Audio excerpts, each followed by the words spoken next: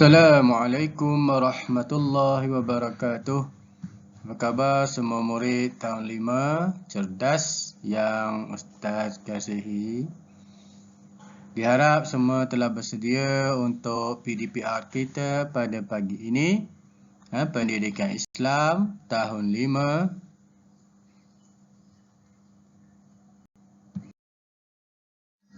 5. Hari ini kita hendak melihat tajuk ataupun bidang yang kita nak lihat ni adalah bidang sirah. Tajuk dia Itqan menambah berkat. Muka surat 142. Kalau nak rujuk buku teks boleh rujuk muka surat 142. Baiklah murid-murid, sebelum itu kita tengok dulu standard kandungan bagi tajuk ini. 5.2 merumus iktibar daripada keunggulan sifat idqam Nabi Muhammad sallallahu alaihi wasallam untuk diamalkan secara beradab dan istiqamah. Manakala objektif kita pada pagi ini ialah murid dapat menyatakan maksud sifat itqan Nabi Muhammad sallallahu alaihi wasallam. Kedua, murid dapat menjelaskan sekurang-kurangnya 3 contoh keunggulan sifat itqan Nabi Muhammad sallallahu alaihi wasallam melalui kisah kehidupan baginda dengan tepat. Baiklah murid-murid. Sekarang kita tengok apa itu itqan. Cakap banyak kan? Tak faham juga itqan tu. Jadi tengok itqan.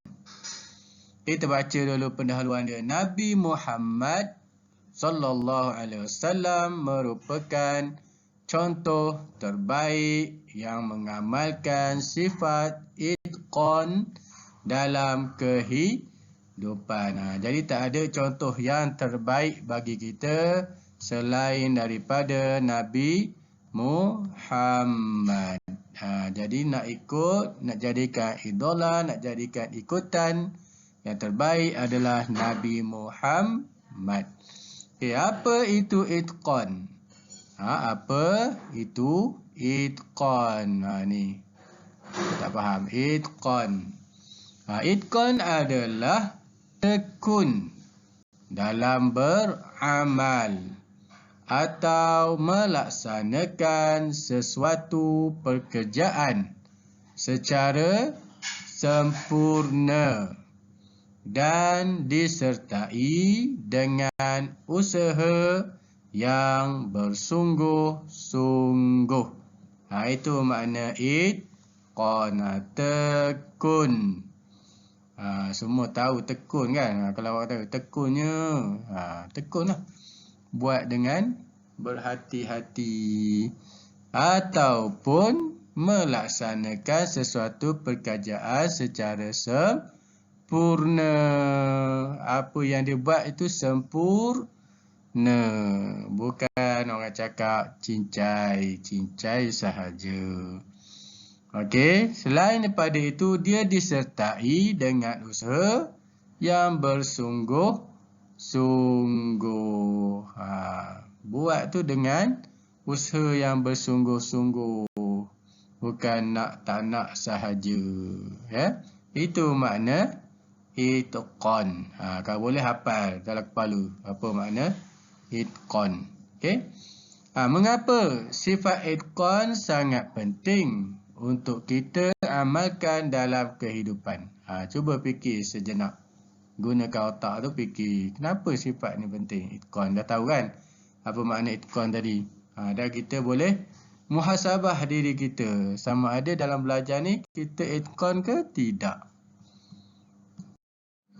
Okey, seterusnya murid-murid. Sekarang kita tengok itqan Nabi Muhammad dalam melakukan sesuatu pekerjaan. Okey, sejak kecil lagi Nabi Muhammad sallallahu alaihi wasallam sangat rajin dan bersungguh-sungguh dalam melakukan sesuatu pekerjaan. Itu sifat Nabi, rajin dan bersungguh-sungguh. Baginda pernah mengembala kambing dan membantu bapa saudara baginda Abu Talib berniaga. Okey, kedua, sikap jujur dan akhlak mulia Nabi Muhammad sallallahu alaihi wasallam menyebabkan baginda dikenali sebagai Al-Amin dalam kalangan masyarakat Arab. Okey, seterusnya sehinggalah seorang hartawan yang bernama Khadijah binti Khuwailid meminta baginda membawa barang dagangannya ke Syam untuk diniagakan. Sebab sifat yang jujur dan akhlak mulia inilah yang menyebabkan saudagar ataupun hartawan yang bernama Khadijah meminta Nabi bawa barang dagangan ke Syam untuk berniaga. Sifat itqan Nabi Muhammad sallallahu alaihi wasallam dalam berniaga menghasilkan keuntungan yang lumayan. Maknanya apa? Nabi bersungguh-sungguh dalam berniaga. Nabi buat kerja dengan sempurna. Itu sifat Nabi. Sehingga kan barang dagangan yang Khadijah suruh bawa tadi tu mendapat keuntungan yang lumayan. Itu dalam pekerjaan. Okey.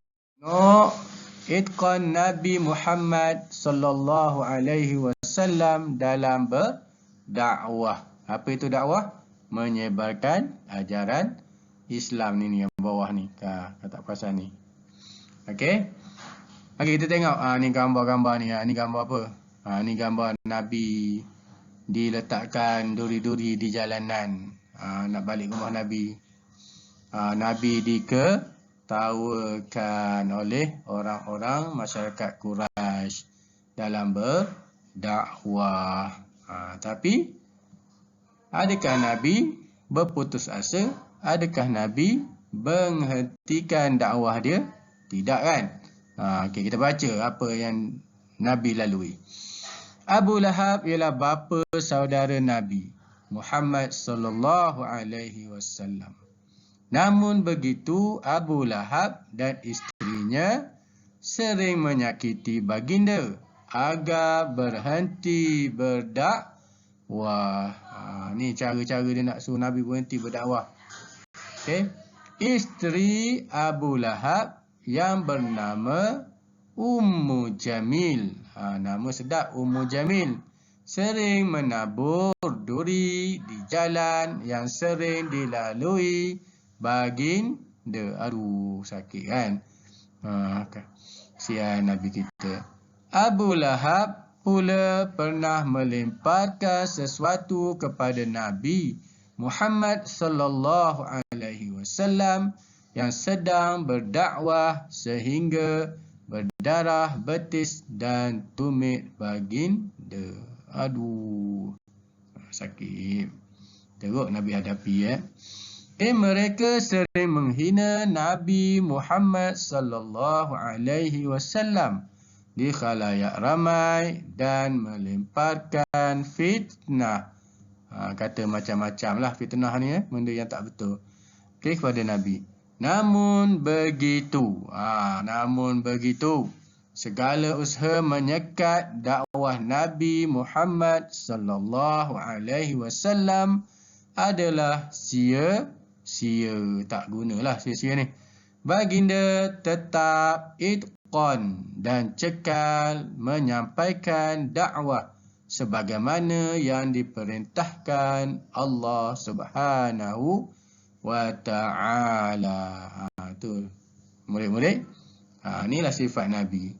Walaupun kena macam-macam, walaupun kena teruk oleh orang yang tidak suka dengan dakwah dia, Nabi tetap cekal dalam berdakwah. Nabi Muhammad sallallahu alaihi wasallam sangat itqan dalam beribadah dan mendidik anggota keluarga, para sahabat serta masyarakat agar menjadi hamba Allah Subhanahu wa ta'ala yang bertakwa. Ya. Itulah sifat Nabi. Dalam beribadah pun dia itqan. Yang kita faham tadi itqan kan ya. Dan mendidik keluarga pun dia itqan. Dia didik para sahabat sehingga jadi sahabat-sahabat yang hebat. Dia didik masyarakat Arab di Madinah sehingga menjadi masyarakat yang hebat. Jadi hamba Allah yang hebat, yang bertakwa. Okeylah murid-murid. Itulah contoh itqan Nabi Muhammad sallallahu alaihi wasallam. Pertama dalam pekerjaan, kedua dalam berdakwah. Semoga murid-murid dapat mengambil iktibar daripada apa yang telah ditunjuk oleh Nabi Muhammad sallallahu alaihi wasallam. Sekian saja untuk hari ini. Okey. Terima kasih dan latihan akan Ustaz bagi selepas ini. Okey, sekian saja. Wabillahi taufiq wal hidayah. Wassalamualaikum warahmatullahi wabarakatuh.